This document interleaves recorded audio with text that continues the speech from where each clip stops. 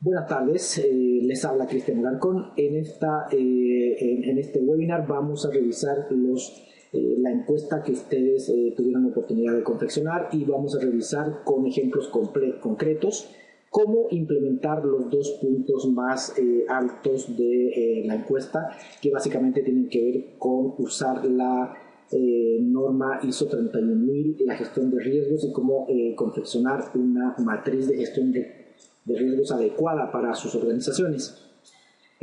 Para el éxito de este webinar vamos a dejar las preguntas para el final. No obstante, las preguntas escritas yo las puedo ver en el panel, por lo tanto las pueden ir dejando y registrando. Y si estimo conveniente responderle inmediatamente que pueda generar valor para todos, lo voy a hacer. Y también se habrán dado cuenta que los micrófonos están en silencio para que podamos escuchar mejor la presentación. Bien, entonces el resultado de la encuesta fueron la necesidad de usar la ISO 31 para cumplir el nuevo punto normativo de la gestión de riesgos de la nueva norma y además cómo confeccionar una matriz de riesgos adecuada a la organización. Bien, los otros dos puntos que tuvieron más o menor adecuación se refieren a cómo eliminar el manual de calidad sin afectar el diseño de los mapas y cómo involucrar a la alta dirección. Claramente la necesidad de los que respondieron a la encuesta está en la gestión de riesgos, que es el punto más importante de la nueva norma. Bien. Para implementar una gestión de riesgos basado en una norma, la ISO 31, en la nueva 9001, tenemos que medir el riesgo sistemático del riesgo no sistemático. ¿Bien? Claramente la diferencia está en el riesgo que ustedes pueden diversificar o que pueden tener interacción, hacer acciones, involucrar recursos, personal o capacidades para poder mitigarlo o disminuirlo. ¿Bien? ¿Qué significa? Significa que la organización tiene que poner en una balanza su riesgo no sistemático y su riesgo sistemático para determinar caminos de acción. Entonces, existen 11 principios para el éxito de esta determinación de riesgo. ¿Bien? Vemos el punto de riesgo sistemático donde la medición del riesgo tiene que crear valor, tiene que integrarse a los procesos. Bien, es una decisión de hacer procesos. ¿A qué se refiere con una decisión de hacer proceso? Se refiere a implementar una sistemática que mida constantemente la gestión de riesgos y pueda crear valor. Bien, tiene que ser conveniente, claramente, transparente y participativa, dinámica y sensible a cambiar, adecuarse a los nuevos desafíos que las organizaciones permiten. Bien, y desde el punto de vista sistemático, tenemos los factores para los cuales podemos generar acciones directas. Bien, para que las organizaciones puedan abordar la incertidumbre. Esta medición de riesgo tiene que ser estructurada y oportuna y además integrar factores humanos y culturales. En un principio yo les había dicho que son 11 puntos los que dicen las mejores prácticas para implementar esta norma. Entonces, el último punto, que es la facilitación de la mejora continua de los procesos, la norma dice que las organizaciones deben inclinar su balanza a la medición del riesgo sistemático, porque es el que más desde el punto de vista financiero, económico, contable, más daño hace a la organización cuando no se sabe medir adecuadamente. Entonces, el punto de la mejora continua y la facilitación de los procesos hace que la balanza se incline hacia el riesgo sistemático. Bien. Una vez que hemos definido la diferencia entre riesgo sistemático y no sistemático para nuestra organización, tenemos que establecer una identificación de niveles de riesgo. ¿Qué significa? Tenemos que definir qué va a ser aceptable y qué no va a ser aceptable para nuestra organización, donde podemos dividir en una matriz que la pueden ver en su pantalla. y se define básicamente por el riesgo intolerable, un riesgo que requiere acción inmediata. El costo no debe ser una limitación y no es una opción aceptable. O sea, definitivamente no se acepta ese tipo de riesgo y hay que mitigarlo o eliminarlo al 100%.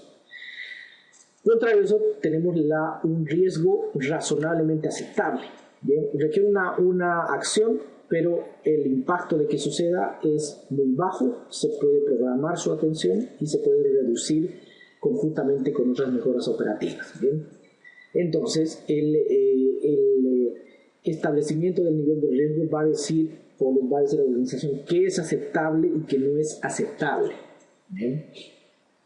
Después de que tenemos esa matriz, tenemos que identificar la perspectiva. Esa matriz de riesgos la vamos a aplicar ¿a qué?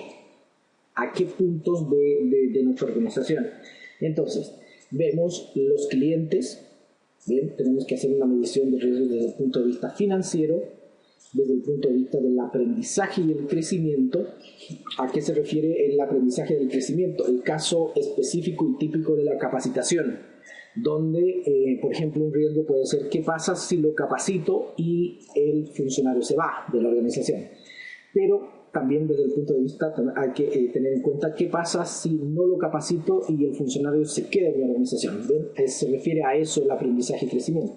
Bueno, el mapa de procesos no hay mucho que aportar ahí. Claramente es medir el riesgo en todo el sistema de gestión implementado. Y para el final, no menos importante, el punto de vista de socios y la responsabilidad social. La nueva norma dice ahora que las organizaciones tienen que preocuparse de las partes interesadas. ¿Ven? ¿Qué significa las partes interesadas? Bueno, todo lo que genera el entorno de la operación de la organización tiene que ser gestionado desde la nueva norma. Entonces tenemos socios, tenemos personal de la organización, tenemos vecinos, tenemos, bueno, un sinfín de partes interesadas que va a determinar, o cada organización tiene que determinar qué es una parte interesada. Bien, leo una pregunta que dice qué pasa cuando la organización está en un sitio arrendado.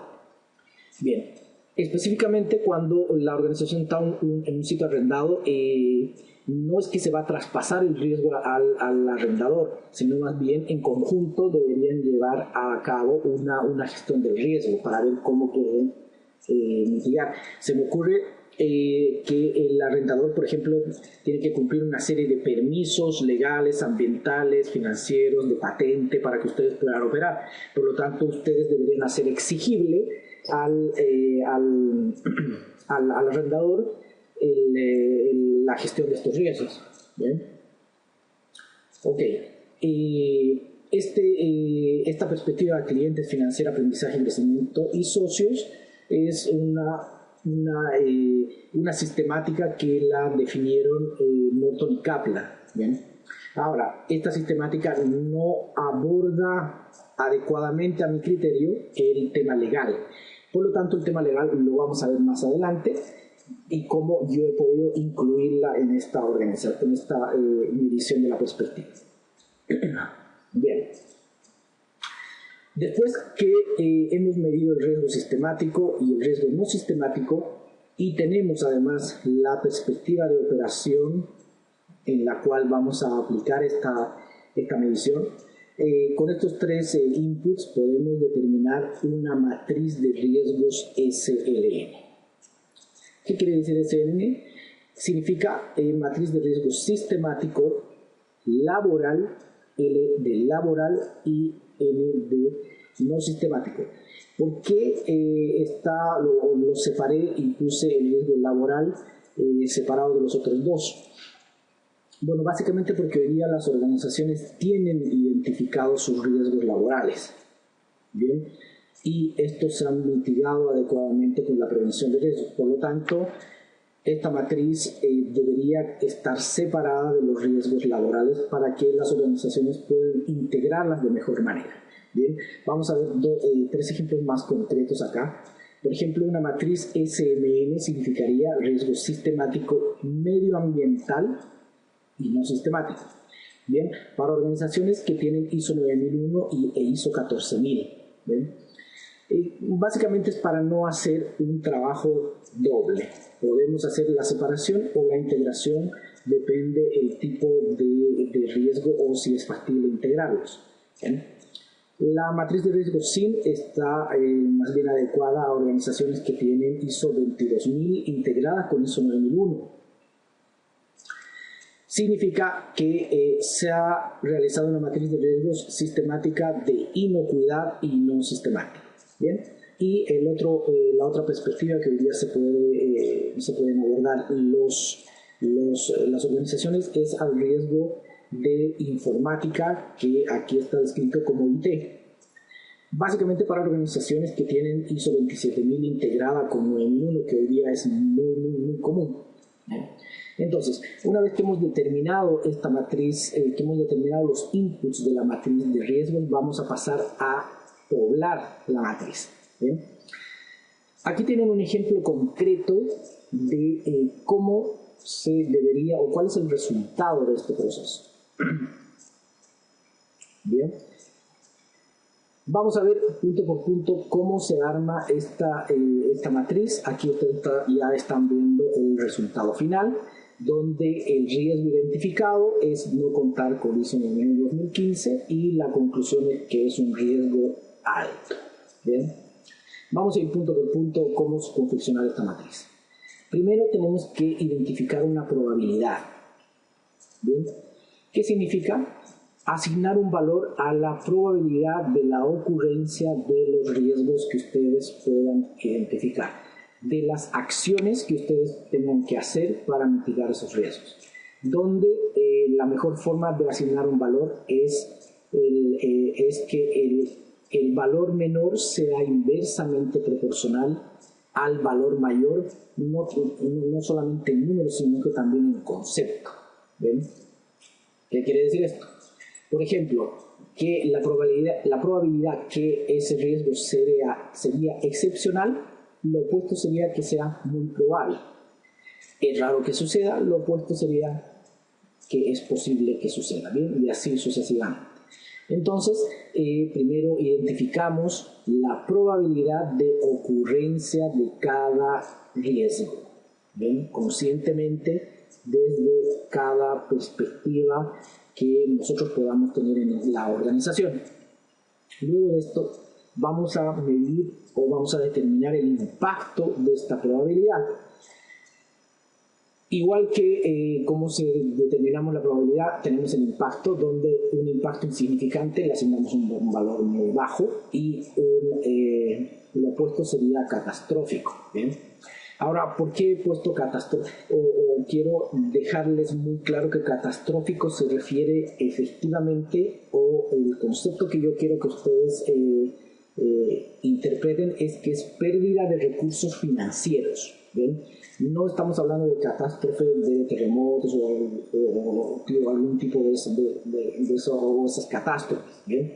Más bien, catastrófico, entiéndanlo como pérdida de recursos financieros. ¿Bien? Me parece que la pérdida de recursos financieros es catastrófico para una organización, por lo tanto le vamos a dar ese cariz. ¿Bien? Finalmente, hemos identificado la probabilidad, tenemos el impacto, bueno, y ahora empezamos a poblar la matriz. ¿Bien? Utilizamos la técnica de los 5 porqués. ¿Bien? Es una técnica bastante utilizada no solamente para responder no conformidades, sino también para identificar el problema específico. Aquí tenemos la matriz ANFE, tenemos un sinnúmero de literatura al respecto que nos puede ayudar a medir el riesgo. ¿Bien? Entonces, vamos. Perspectiva financiera, no contar con ISO 9001-2015 desde el punto de vista económico y financiero es pérdida de contratos. O sea, no hay nada más que hacer. ¿Por qué pérdida de contrato? Hoy día las empresas que le venden a la minería si no tienen su norma actualizada, bueno, eso es binario. Es o estás actualizado o no estás actualizado. Y si estás actualizado, tienes la posibilidad de vender. Si no, no tienes la posibilidad de daño. Básicamente es perder el contrato. Vamos con los porqués. ¿Por qué perdimos el contrato? Porque, bueno, se preferirá la competencia que está actualizada. ¿Y por qué se preferirá la competencia que está actualizada? Porque tenemos un sistema de calidad obsoleto con la nueva norma o con la norma antigua. ¿Ven? ¿Por qué tenemos un sistema de calidad obsoleto? Porque el personal no está capacitado para realizar la implementación. Bien, finalmente la pérdida de contratos que prefieran a la competencia y un sistema obsoleto hace que exista una disminución de pago de dividendos y que se concluya que no me preocupo de las partes interesadas. Estos dos puntos específicos son los dos puntos nuevos de la norma ISO 9001-2015. Recuerdan que en diapositivas anteriores habíamos visto que la organización se tiene que preocupar de las partes interesadas. Por lo tanto, la técnica de los 5 porqués nos ayuda a definir en 5 puntos cuáles son los impactos de no contar con la norma actualizada. Una vez que tenemos los 5 porqués y medido específicamente para el riesgo, vamos a ponerle la probabilidad. ¿Cuál es la probabilidad de perder contratos desde el punto de vista financiero? Bueno, muy probable. Muy probable, vemos en la planilla de probabilidad que el valor es un 4, por lo tanto colocamos un 4. Y así sucesivamente hasta terminar con el valor de cada punto. Entonces, si es muy probable que perdamos contratos desde el punto de vista financiero, entonces, ¿qué tipo de impactos para la organización? Recuerden que les había dicho que catastrófico se refiere específicamente a pérdida de recursos, por lo tanto es un impacto catastrófico. Básicamente es no recibir ingresos o dejar de recibir ingresos. Entonces, una vez que tenemos la probabilidad y el impacto definido a conciencia, asignamos un valor y multiplicamos. Muy probable por catastrófico, es posible por grande y así sucesivamente hasta que nos dé un valor. 5 por 4, 20, 4 por 3, 12 y así sucesivamente. Y una vez que hemos definido el resultado, utilizamos un promedio. El promedio yo le puse riesgo alto porque yo separé de 1 a 5 riesgo bajo, de 5 a 10 riesgo medio y de 11 hacia adelante riesgo alto.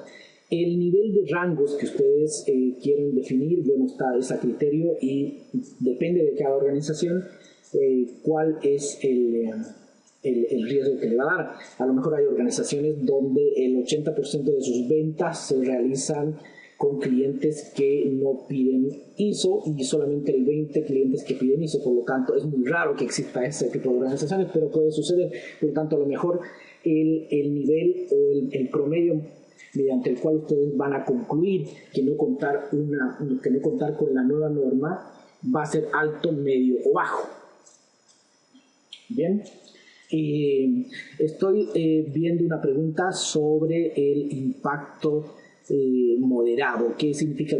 Bueno, específicamente un impacto moderado significa que se puede dejar de ganar recursos pero no perder. Bien, a eso se refiere un impacto moderado. Un impacto grande es que ya definitivamente se puede perder recursos, perder algún tipo de contrato o algún tipo de gestión, pero se puede mitigar en una próxima oportunidad. Y catastrófico definitivamente es no contar con los recursos. Bien, hay otra pregunta donde dice por qué las probabilidades son 4 y los impactos son 5. Bueno, mi experiencia dice que 4 probabilidades y 5 impactos es adecuada para una organización. Bien, conozco organizaciones donde los impactos pueden ser 20 y las probabilidades pueden ser solamente 3. Todo va a depender del grado de significancia o insignificancia que le den las organizaciones al tipo de riesgo. No hay una receta.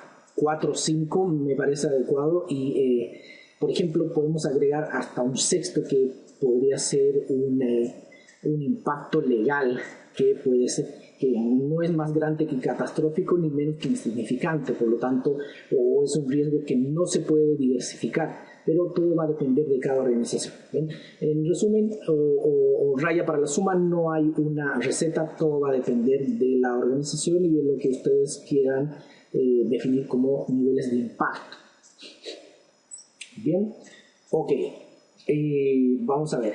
Una vez que ustedes han definido su matriz de riesgo y ya tienen identificados cuáles son los riesgos que van a aceptar y no van a aceptar, o cuáles van a aceptar moderadamente, vamos a confeccionar el manual de gestión de riesgos. Bien. Este manual va a determinar la sistemática que van a tener ustedes en sus organizaciones para gestionar el riesgo. Bien, estoy recibiendo una pregunta que dice ¿por qué un manual y no un procedimiento de riesgos? Ya, es súper buena pregunta. He determinado que sea un manual de gestión de riesgos y no un procedimiento porque desde el punto de vista del manual se le da una formalidad más importante que un procedimiento. ¿Por qué? Porque la gestión de riesgos es inherente a toda la organización. Bien, absolutamente todo el mapa de procesos, y ahora toda la organización tiene que estar involucrada en la gestión del proceso, en la gestión de los riesgos. Por lo tanto, al identificar un manual y no un procedimiento, le quería dar una relevancia más importante que un procedimiento o un instructivo. Y lo vamos a ver por qué en el contenido a continuación. Bien. En este manual ustedes van a tener que determinar las exclusiones. No todos los riesgos se pueden mitigar, no todos los riesgos se pueden diversificar. Por lo tanto, es importante que ustedes puedan decir a la organización, al certificador, a los clientes, a los proveedores, yo no estoy dispuesto a asumir este riesgo. Bien, por ejemplo, a los proveedores, yo no estoy dispuesto a asumir un seguro desde que sale de mi bodega hasta que entra a la tuya. No sé, ese puede ser, por ejemplo, un ejemplo de exclusiones de riesgo. Y también es un rayado de cancha donde dice cuál es el marco conceptual, o voy a mitigar esto que sí lo puedo hacer y esto no lo puedo hacer y no tengo cómo mitigarlo. Por ejemplo, todos los riesgos que tienen que ver desde el punto de vista legal y normativo o estatal son riesgos que no se pueden diversificar. Una subida de impuestos de un año para otro, por ejemplo, es algo que es un riesgo que nadie lo quisiera asumir, pero si alguien lo asume tampoco puede hacer nada porque obviamente no se puede tener interacción sobre eso. Bien, sigamos. Desde el punto de vista de la gerencia, tenemos que involucrar a la alta dirección en la gestión de los riesgos. Y para eso, bueno, vamos a agregar la gestión de los riesgos en la revisión por la dirección o la revisión gerencial, y a nuestros documentos de evaluación de impacto legal en la organización también tenemos que colocar la medición de los riesgos. Por lo tanto, y aquí se empieza a reforzar mi convicción de por qué un manual y no un procedimiento, porque bueno, escapa a la organización. La gestión de los riesgos no es de una persona específica, sino de todos. ¿Bien? Ahora, desde el punto de vista de la gestión de los recursos, tenemos que identificar recursos para mitigar los riesgos. En la anterior norma no se hablaba de la palabra riesgo, pero por ejemplo hoy día existen riesgos que la única forma de mitigar es contratando un servicio específico, un proveedor X, o mejorando algún tipo de tecnología. Por lo tanto, tenemos que sincerar a la organización y decirle que se necesita recursos para mitigar los riesgos. Y por eso está puesto como un punto relevante dentro de este manual. Bien, ok. Después, otro punto mediante el cual reafirmo que un manual y no un procedimiento, porque vamos a determinar un responsable de la gestión del riesgo. Bien. ¿Qué significa responsable no es esta no es la persona que va a resolver los riesgos, sino más bien la persona que va a coordinar la resolución de los riesgos. ¿Bien? Vamos a cómo se va a determinar la matriz de los riesgos y cómo se va a determinar la arquitectura de la gestión de riesgos. La arquitectura básicamente está definida de cuáles son los pasos, las reuniones, las gestiones que tiene que hacer el encargado de calidad o el responsable de la gestión del riesgo para que se lleve a efecto el tratamiento de este tipo de medición. ¿Bien? Y la arquitectura claramente está definida por los recursos económicos, financieros y fundamentales mínimos necesarios para que ustedes puedan gestar o hacer gestión sobre sus riesgos. ¿Bien? Desde el punto de vista de la medición, análisis y mejoramiento, lo he puesto en este punto separado porque ahora la nueva norma hace mucho más hincapié en la mejora, o ya no existe la palabra mejora continua en la nueva norma, sino que más bien mejora. ¿Por qué sacaron la mejora continua? Porque la norma en sí es para mejorar continuamente, por lo tanto era una redundancia. Entonces tenemos que medir el valor económico y financiero entregado por la gestión del riesgo. Si nosotros no mitigamos estos 7 riesgos, vamos a perder X cantidad de plata, vamos a dejar de producir X cantidad de botellas, vamos a, no sé, cada organización va a tener su punto específico y su cuantía desde el punto de vista del valor económico. ¿Bien? Ahora, y el manual de la gestión también identifica otros requisitos. ¿Qué queremos identificar con esto? Que bueno, se necesitan recursos administrativos y de infraestructura para medir los riesgos. ¿Bien? Antes no se hacía. Por lo tanto, como mencioné anteriormente, se necesitan recursos para gestionar estos puntos. Requisitos de personal. Hoy día, pocas una menor cantidad de organizaciones tienen personal con capacidades específicas para hacer análisis de riesgo. Por lo tanto, aquí se tiene que definir, hacer planes de capacitación, mejorar las habilidades y los skills del personal que va a hacer la revisión de los riesgos, la mitigación y el desenvolvimiento del sistema. ¿Bien? Por lo tanto, necesitamos hacer o definir la competencia, la formación y la toma de conciencia de estas personas. Y para eso la mejor forma es realizando la capacitación correspondiente o generando esta habilidad. Bien. Ahora, desde el punto de vista y como un último punto del manual está la certificación. Bien.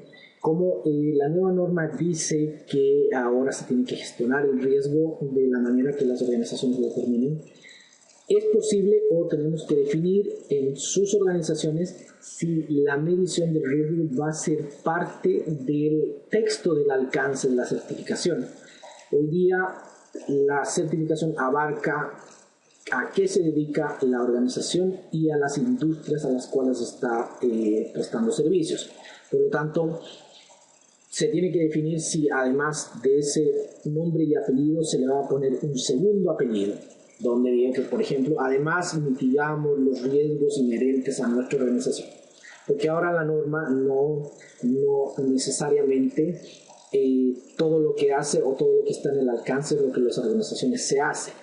¿Bien? La nueva norma dice que motiva a que toda la organización, efectivamente todo lo que se hace en la organización sea parte de la certificación.